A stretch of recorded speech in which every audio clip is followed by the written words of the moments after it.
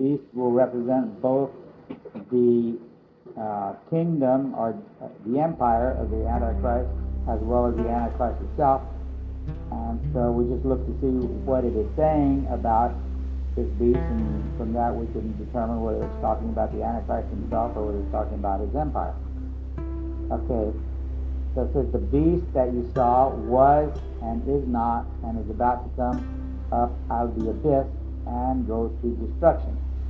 Okay, so this would be talking about the empire itself, the Roman Empire.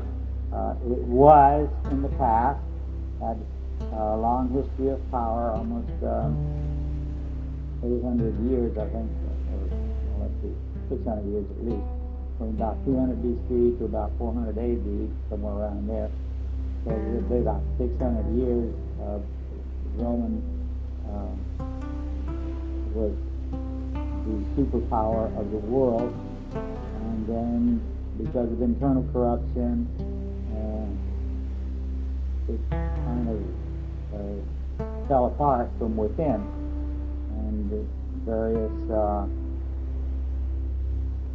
groups came up and kind of broke it apart, but it was never really conquered. Some people talk about the Mongols and the Visigoths and the various other ones from time to time came up and rose up.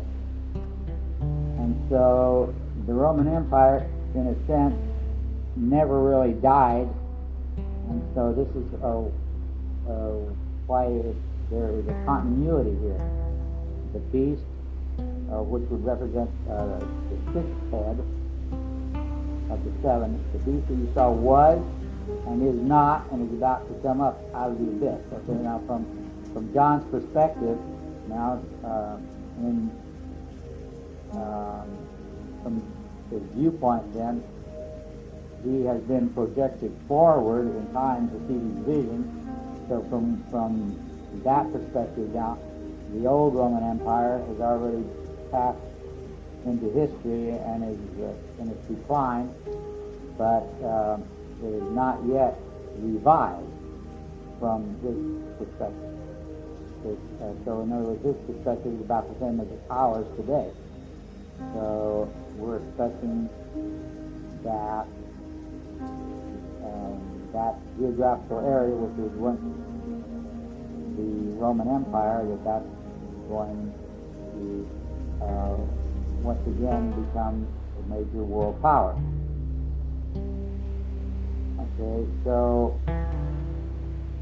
some people think that this is referring to the Antichrist itself, like in the Left Behind series, Tim LaHaye, and they think that the Antichrist is actually going to receive a mortal wound and die, but then he's going to come back to life, and so forth. Well, that's a possibility, but I don't really think that's what he's talking about. I think he's talking about political Roman Empire as we know it will decline and will come back. I don't think it refers to the Antichrist himself, that he is going to die and then be resurrected or brought back to life or something like that. Although it is possible, but I just think it makes more sense to think about the empire rather than the Antichrist himself. Okay, and so then when the Roman Empire does come back, it will be only for a short period of time, and then of course that will still be Babylon, except just changing locations from Iraq to Rome, but it's the same system. And so that when Christ returns, actually the Roman Empire will be taken over by the Antichrist and become the Antichrist kingdom, which is the eighth. And then when Christ returns in the Antichrist, and his kingdom will be destroyed. Okay, so it's going to last less than a lifetime during the lifetime of the Antichrist, however long that will last.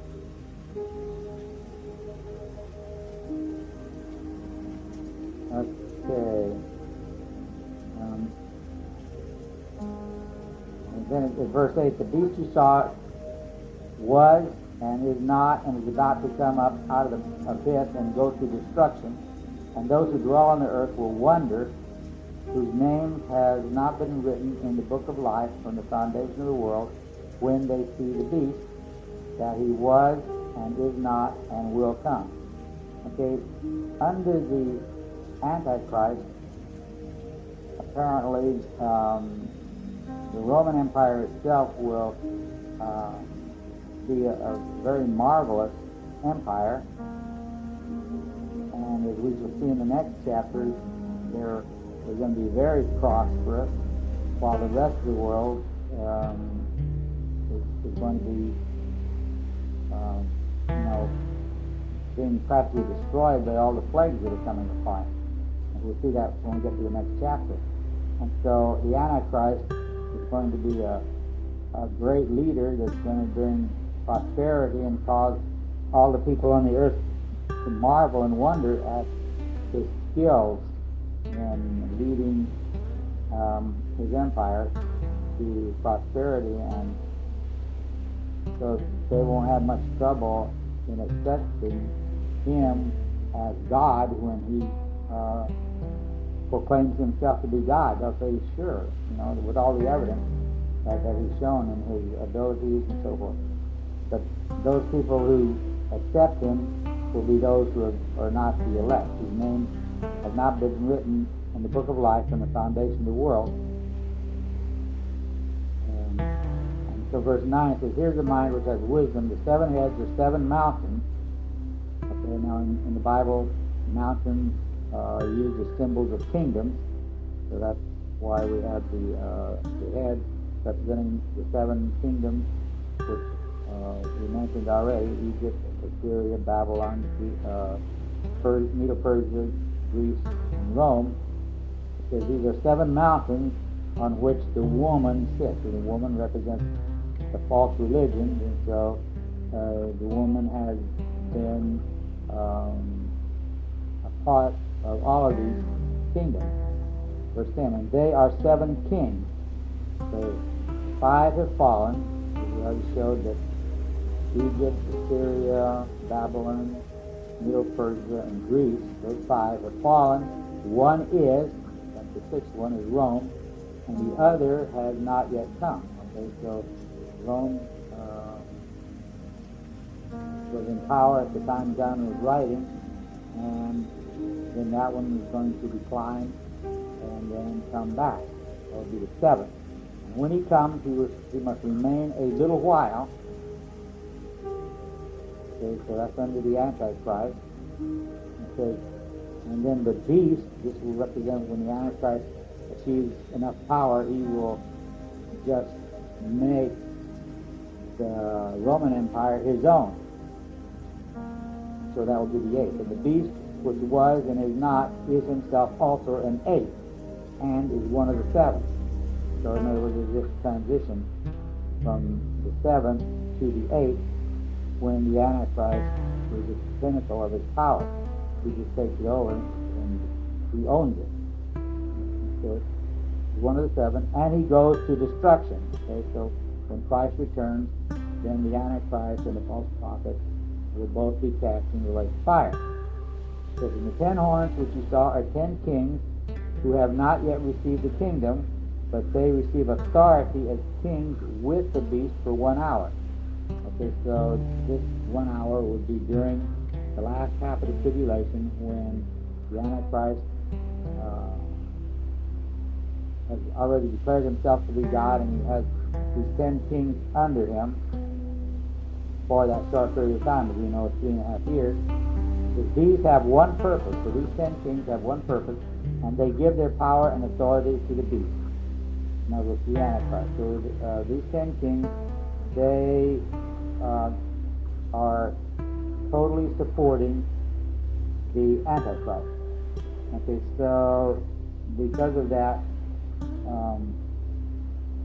it may be that these 10 kings are not 10 kings over the entire world, because you know that there are, especially in the East, there will be great masses of people who do not want to be ruled over by the Antichrist. And so they will be in rebellion. But in verse 14 it says, read a little further, it says, these will wage war against the Lamb, and the Lamb will overcome them, because he is Lord of lords and King of kings. So now this is talking about the final, as we talk about the Battle of Armageddon, on the day when Christ returns, when they're all gathered together in Israel. The armies from the east and the armies from the west are gathered together. They originally intent was to fight each other. But when they see Christ invading from outer space, they unite to fight against him. Okay, so it says, these will wage war against the Lamb, and that's Christ, at his second coming, and the Lamb will overcome them, because he is Lord of lords and King of kings. And those who are with him are called and chosen and faithful. That means those who are returning to come back from heaven with him. That will be us. We will have been raptured, taken to heaven, and during the tribulation we will be in heaven while everything, all the plagues and everything are going on earth. And then when Christ returns, he will come and we will be following behind him. And we are the called, the chosen, and the faithful. There at the end of verse 14. Okay? And we'll read in chapter 19 that we will be dressed in white garments and of righteousness and so forth. Okay, verse 15, and he said to me, the waters which you saw where the harlot sits, and that was back in verse 1, the last part of verse 1, is I shall show you the judgment of the great harlot who sits on many waters. Okay, so now he's explaining the waters which you saw is where the harlot sits are peoples and multitudes and nations and tongues. Okay, so once again, the symbolism is explained, so there's no difficulty there. So the woman representing the false religion is controlling what we call the sea of humanity. And so those who are not worshippers of God are under the power of the false religions, which are controlled by Satan. Okay, verse 16. And the 10 horns which you saw, and the beast, these will hate the harlot, and will make her desolate and naked, and will eat her flesh, and will burn her up with fire. Now, this is a sudden turn of events. See, Satan is very deceitful, and he will use the false religions to unite the people, because after the rapture, false religions, there will be like a great ecumenical movement, and they will all join together into the one world religion. They will all say, we're all worshiping the same God, just each of us in a different way, under a different name. And so Satan and the Antichrist will encourage this kind of thinking, because this will unify the people that the Antichrist wants to achieve control and power over. And so to eliminate the division of religion, unify them all religiously, then this will make his job easier of gaining dominion. So he will support the idea of a one world religion so long as it serves his purpose. But we know that in the middle of the tribulation,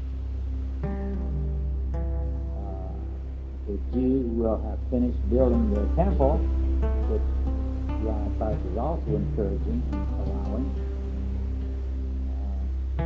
So that when the Jews have finished their temple, and the Antichrist has achieved a great level of power, then he declares himself to be God, sets up his image in the Jewish temple, and then begins persecuting the Jews, and he destroys this false church, or this, because he wants everybody to worship him. And so probably what he'll do is he'll have no trouble convincing the masses of the people that he is God, because he's been doing such a great job of ruling and conquering.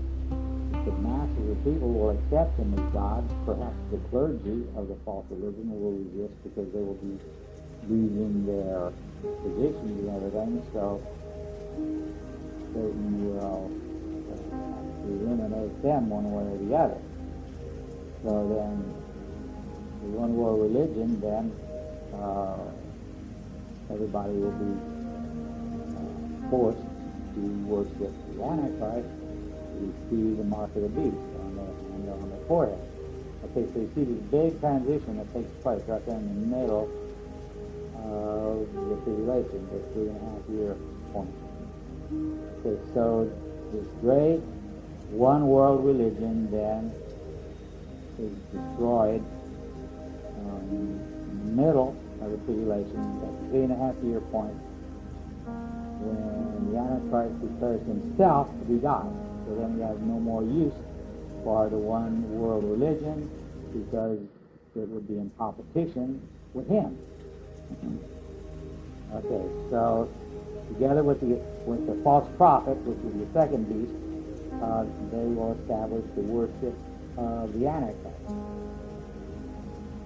And this is also right according to God's plan. Verse 17. For God has put it into their hearts to execute his purpose, and by giving their kingdom to the beast, until the words of God shall be fulfilled. Okay, so this is a judgment on the false religion. They seem like they are succeeding, but then God destroys them using the Antichrist. This is the way God works in many times. He uses one evil force to destroy another evil force, and then he destroys that evil force, like he did with Babylon, for example. When the Jews fell into sin, he used Babylon to take the Jews into captivity, and then after the 70 years were over, God was finished with the Babylonians because of their wickedness, and so then he destroyed the Babylonians and raised up Medo-Persians with it. Okay, so God uses these things. One evil force is used to eliminate another evil force, and then the second evil force then itself is destroyed. And this will happen when Christ returns for the second coming. So God is completely in control. He puts into their hearts, or he controls their will to execute his purpose. So God has a purpose, God has a plan. His plan, he's had a plan ever since before he created the universe. He had it all planned out, how it was going to go. That's, we ask, well, how can God know the future? Well, he planned it. That's how he knows it. He planned it, and he makes sure that it all goes according to his plan. So it's no problem for him to say what's going to happen in the future. He planned it, and he's making his plan work out. So that's no big mystery. So anyway, God is working out his own plan, his own purpose. So he controls everything, even the hearts of the Antichrist. So he puts their hearts to execute his purpose by giving their kingdom to the beast. Okay, so the 10 kings submit to the Antichrist, and it says by giving their kingdoms to the beast until the words of God should be fulfilled. In other words, so all of God's prophecies that he's revealed, all his own purposes, everything's going to work out just exactly the way he wants it. And then in verse 18 says, the woman whom you saw is the great city which reigns over the kings of the earth. Okay, the woman then, of course, represents the religious aspect of Babylon, and down through history, practically every great emperor was, in a sense, controlled by the pagan religion. So, the pharaohs of Egypt were controlled by the religions of Egypt, and Nebuchadnezzar, he was controlled by the priests of the false religions there in Babylon. Cyrus and Persians, they were the same thing. So all down through history, the great emperors were all superstitious, or else devoted to the pagan gods. It kind of, really disturbs me, like in the case of Ronald Reagan and several others who use different sources to get information. But anyway, many leaders have kind of looked to superstitions and other sources to get direction. Okay, so Satan was really had his hand in controlling the kings, but they in turn have all been going according to God's plan. Okay, so that's has to do with Babylon as far as the religious aspect of it. Okay, so the false religions then are destroyed there in the middle of the tribulation at 3.5 year point, and then from then on it's the religion which worships the Antichrist, because he's declared himself to be God. Okay, so I think we're at the end of chapter 17. We'll just stop here before we go into chapter 18 next time. Okay.